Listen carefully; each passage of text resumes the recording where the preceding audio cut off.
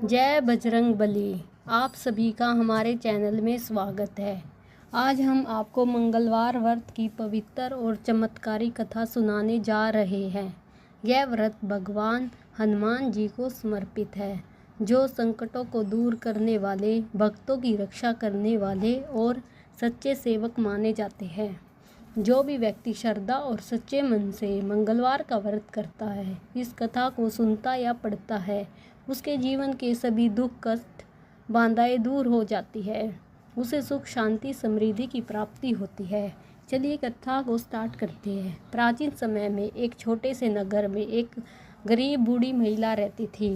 वह बहुत ही धर्मपरायण थी। उसके पास धन दौलत नहीं था, लेकिन वह हनुमान जी पर अटूट विश्वास और सच्ची भक्ति करती थी और हर मंगलवार को नियम पूर्व व्रत रखती थी। सुबह स्नान करके जल्दी उठकर स्नान करती, स्वच्छ कपड़े धारण करती, पूरी श्रद्धा भाव से हनुमान जी की पूजा करती थी। वह उस दिन घर को लीपती नहीं थी, न ही चूल्हा जलाती थी, क्योंकि वह व्रत के नियमों का पूरी तरह पालन करती थी। समय बीतता गया, उसकी भक्ति दिन प्रतिदिन बढ़ती जाने लगी। एक दिन हनुमान जी ने उसकी सच्ची भक्ति की परीक्षा लेने का निश्चय किया। वह साधु का वेश धारण करके उसके घर पहुँचे। साधु के रूप में उन्होंने उस बूढ़ी अम्मा से कहा, माताजी, मुझे भूख लगी है, मुझे भोजन चाहिए। बूढ़ी अम्मा ने विनम्रता से हाथ जोड़कर कहा, महाराज, आज मंगलवार है, आज के दिन मेरा व्रत है। मैं ना तो घर लीपती हूँ, ना चूल्हा जलाती हूँ, इसलिए मैं आपको गर्म भोजन नहीं बनाकर दे सकती। अगर आप चाहे तो मैं आपको फल या प्रसाद दे सकती हूँ। साधु ने थोड़ा कठोर स्वर में कहा, मुझे तो केवल गर्म भोजन ही चाहिए। अगर तुम मेरे लिए भोजन नहीं बनाओगी तो मैं तुम्हारे बेटे की पीठ पर चूल्हा बनाकर अपना भोजन स्वयं तैयार कर लूँगा। यह सुनकर बूढ़ी महिला एक पल के लिए घबरा गई। अगले ही क्षण उसने अपने मन को संभाला और भगवान पर विश्वास रखा। उसने सोचा कि जो कुछ भी होगा देखा जाएगा, भगवान की इच्छा से ही होगा। उसने अपने बेटे को बुलाया और कहा, बेटा, तुम लेट जाओ, संत की सेवा करना हमारा धर्म है। उसका बेटा भी बहुत आज्ञाकारी और संस्कारी था। वह बिना किसी भय के लेट गया। साधु ने उसकी पीठ पर चूल्हा बनाया, आग जलाई और भोजन बनाना शुरू कर दिया। यह दृश्य देखकर बूढ़ी महिला विचलित नहीं हुई। वह मन ही मन भगवान हनुमान जी का नाम जपती रही और उनकी कृपा पर भरोसा रखती रही। कुछ समय बाद जब साधु का भोजन तैयार हो गया तो उन्होंने आराम से भोजन किया। फिर बूढ़ी महिला से कहा, माता, अपने बेटे को बुलाओ।